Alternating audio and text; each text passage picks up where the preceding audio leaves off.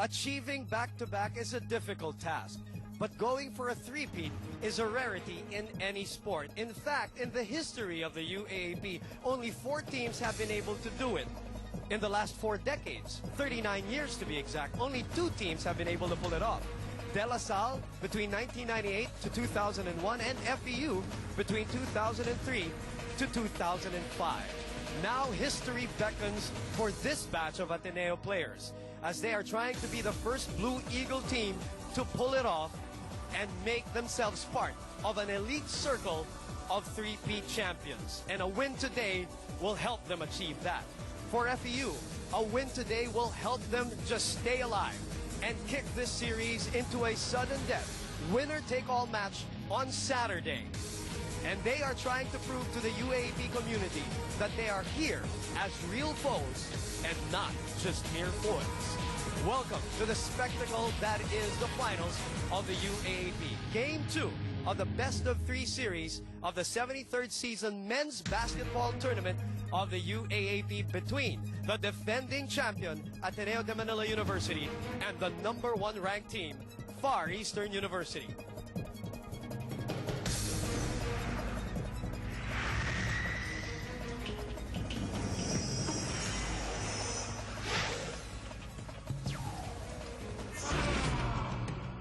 I just get goosebumps. The Blue Eagles showed their championship experience and heights. Will Game 2 be Ateneo's coronation night?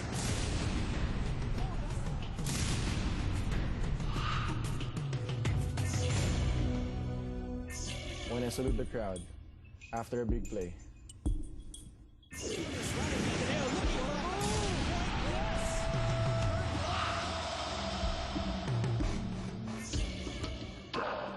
Sarap ng pakiramdam. Walang tatalo sa samahan. The true Tamaraos never showed up in Game 1. Will FEU come back and prove that it's not done?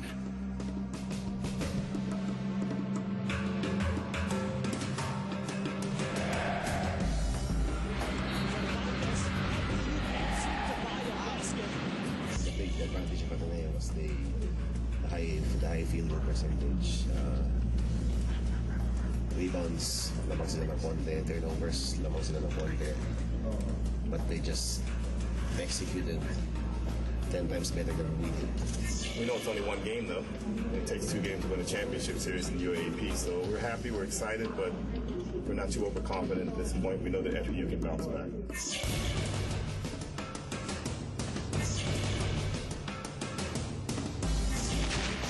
Game 2.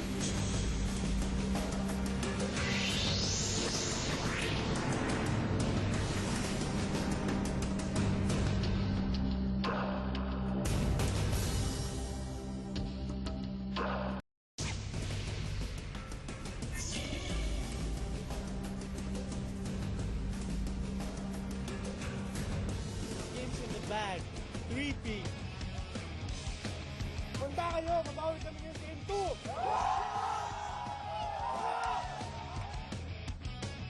Broadcasting live on ABS-CBN Channel 2.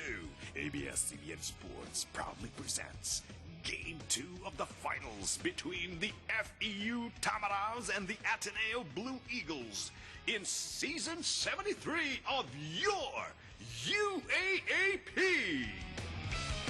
Go Ateneo! One big fight! Go Ateneo! One big fight! Let's go, Tamaraos! Let's go! Let's go, Tamaraos! Let's go! Back here at the Araneta Coliseum, yes, we are minutes away from the main event Thursday showcase.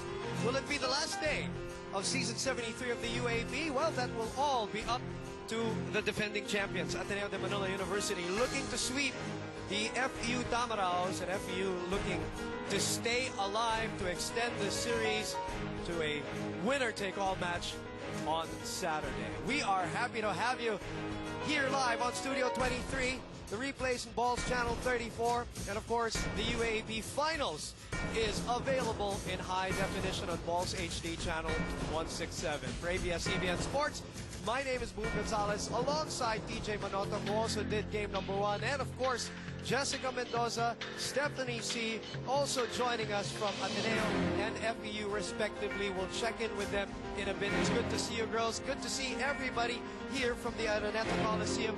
DJ, in the so-called battle between experience and talent, experience 1-0. The battle between defense and offense, defense 1-0. I hate to be not so eloquent about my description of game number 1, but it was called an old-fashioned blank whooping, so to speak. Well, I was at a loss for words. I was running out of adjectives all throughout the game with just, you know, the sheer dominance of Ateneo from the first quarter all throughout. There was not even a significant run that I can remember from FEU that really threatened to break the barrier of at least a double-digit lead. It was just absolute dominance, and Ateneo showed the way from the very first get-go. You know, Eric and I were saying it seemed like after the first 5 minutes that they were hit hard, hit strong. It's like a boxer, you got them on the ropes early.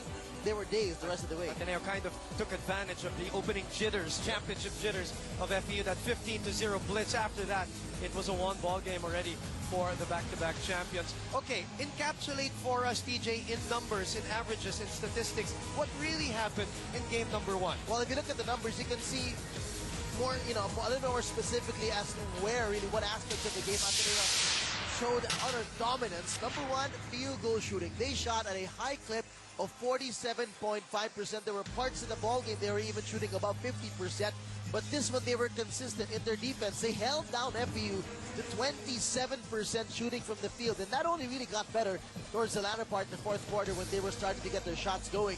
But most of the ball game, they were about 25, 22 and below. It was really a really horrible shooting day for the Tamaraos. Field goal shooting, and then fast break points, of course, Ateneo went 15-0, and then there was bench scoring, 32-12. But look at this again. Field goal shooting was a key factor for Ateneo. They spread out the ball so well, as they normally do. They spread out their men so well. They were posting up the guards. They were attracting the big men to help on the double teams. They were getting easy drop passes inside. A lot of easy points were coming for Ateneo, and even the hard ones came for them. Yeah. They ran at will. Yes. You know, moving on to the fast break points, 15-0. In the first quarter, Mike Joe was dropping. There were some shots that they were taking in the fast breaks. They were the kind of shots that coach would say, no, back it up. But they just kept going and going and going. And FEU, on the other hand, as amazing, as unbelievable as it is, 0 fast breaks the whole ball game. And Ateneo just went at will, and you know, it's what Norman always said throughout the year. He wants to be the best defensive team. He wants to be the best running team, and that's what they have been. And those are 2 major things they did also in game number 1. He's been saying that since the start of even the preseason tournament, that he really wanted to convert this team into running team, averaging 12.3, taking it up to 15. Surprising that you said 0 for FEU when they averaged close to 10. So Exactly. Now here's another factor. Bench scoring is huge for Ateneo. Around the 7-minute mark of the first quarter, Norman already changed his whole starting 5. He had a whole new group on the floor supporting the first guys who came on the floor. 32 points from the bench of Ateneo. This sounds like, you know, you gotta give it credit to like a LaSalle statistic. You know how LaSalle dominated bench scoring this year, but FEU, they're the number 1 team in terms of starters scoring. They average about 45 points a ball game, but the support was not there. They only had 12 points, and their bench really has to step up because they know they can. They've shown that throughout the year they are one of the most talented teams in the league, and they have to if they want to survive. One of the deepest and most talented, as you mentioned, and Ateneo also coming up with a couple of surprises in terms of their lineups, and we'll talk more about that when we continue to break it down for game number 2 of the finals between Ateneo and FEU. Stay with us, please.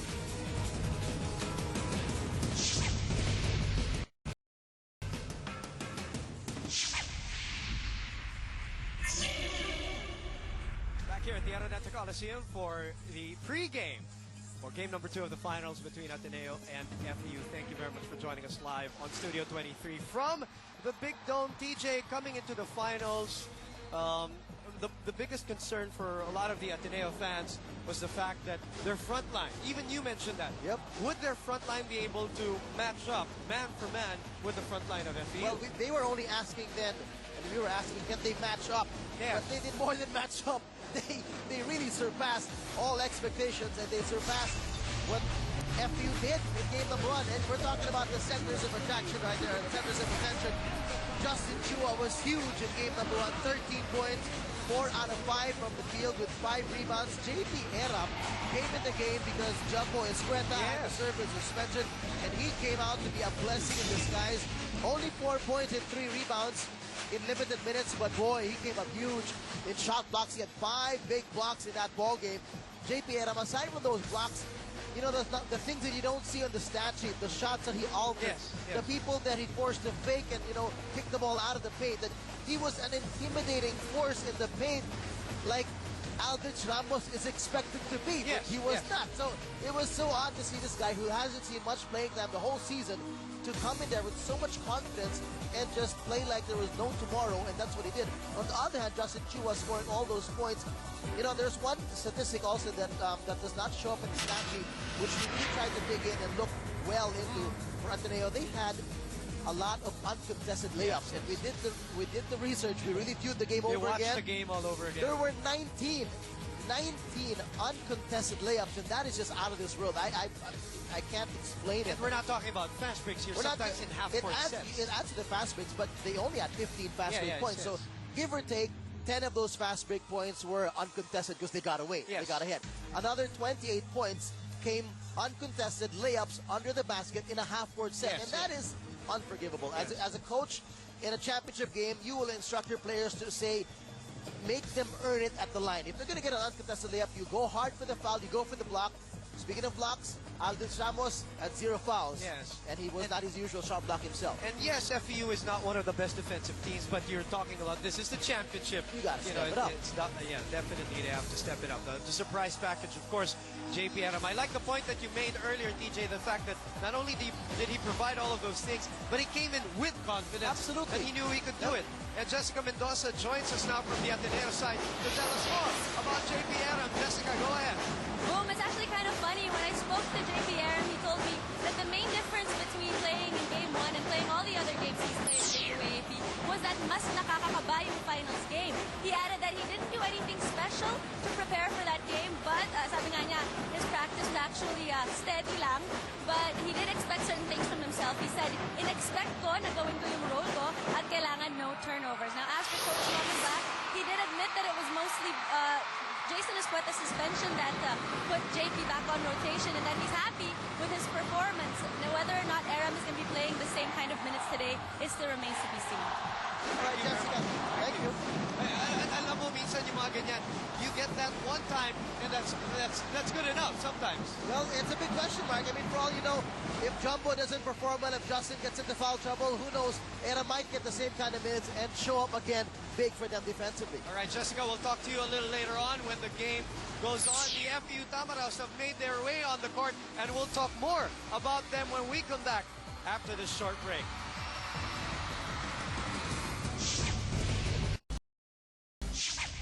Well, Ateneo goes for, or tries to go for the jugular today and sweep FEU, while FEU trying to stay alive in this best-of-3 series of the men's basketball finals of the 73rd season of the UAAP. Earlier, we talked about and broke down the great game of the front line of Ateneo, and now let's focus on the disappearance, so to speak, of the vaunted front line of FEU that has delivered all throughout the elimination round. And they've been delivering on both ends of the court, offense and defense, but in game number 1, they were pretty much nowhere to be found. And, you know, it was really, as it is, a big disappointment what they did. You know, Real Cervantes had 7 points, but all of those came from the free throw line.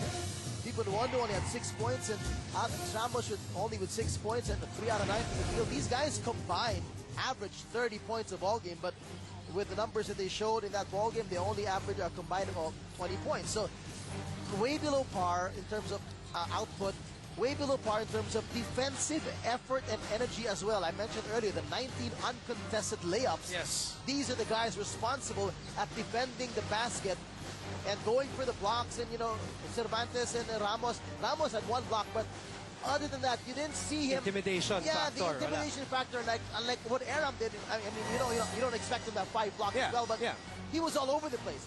Ramos was not all over the place. They were scampering, rotating strangely to double team some guards who weren't even scoring it at the post. It was pretty odd what FEU was doing defensively with their big men, and they just looked really lost, and they didn't have the kind of